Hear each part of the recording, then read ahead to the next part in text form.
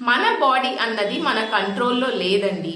ఈ విషయం మీకు చెప్తే కొంచెం కోపం రావచ్చు అండ్ వింతగా కూడా అనిపించవచ్చు. ఇది ఎలా చెప్తున్నావు నువ్వు అని చెప్పి మీరు అనుకోవచ్చు. రీసెంట్గా నేచర్ మైక్రోబయాలజీలో పబ్లిష్ అయిన ఒక రీసెర్చ్ని బట్టి నేను చెప్తున్నానండి.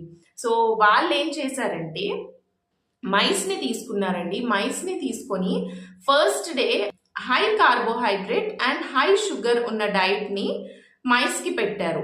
ఆ హై షుగర్ డైట్ ఇచ్చినప్పుడు వాళ్ళు ఏం ఎక్స్పెక్ట్ చేశారంటే ఫ్యాటీ యాసిడ్ రిసెప్టార్స్ అన్నవి ఫ్యాట్స్ని ప్రిఫరెన్స్ ఇస్తాయి, అంటే నెక్స్ట్ ఫ్యాట్స్ క్రేవింగ్ అన్నవి ఉంటాయి అని చెప్పి వాళ్ళు అనుకున్నారు. బట్ సర్ప్రైజింగ్లీ వాళ్ళకేం రిజల్ట్ వచ్చిందంటే ఏవైతే మైస్ షుగర్ ఇంటేక్ చేసుకున్నాయో నెక్స్ట్ డే కూడా ఇంకా ఎక్కువ sugar క్రేవింగ్స్కి గురవుతుందన్నమాట.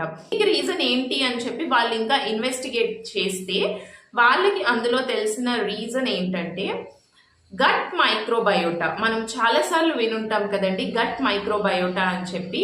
So healthy gut microbiota అన్నది ఆ మైస్లో చాలా తక్కువ ఉందంటండి.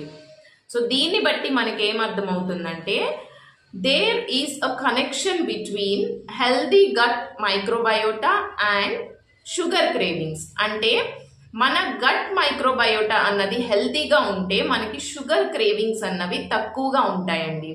సో అందరికీ షుగర్ క్రేవింగ్స్ ఉంటాయండి, కంప్లీట్గా మానేయాలి అని చెప్పి ఏం లేదు. బట్ మన గట్ మైక్రోబయోటాని హెల్తీగా ఉంచుకునే ఫుడ్స్ తీసుకోవటం వలన మన షుగర్ క్రేవింగ్స్ అన్నవి తగ్గుతాయండి అండ్ ఆల్సో హెల్తీగా ఉండడానికి కూడా యూజ్ అవుతాయి అన్నమాట.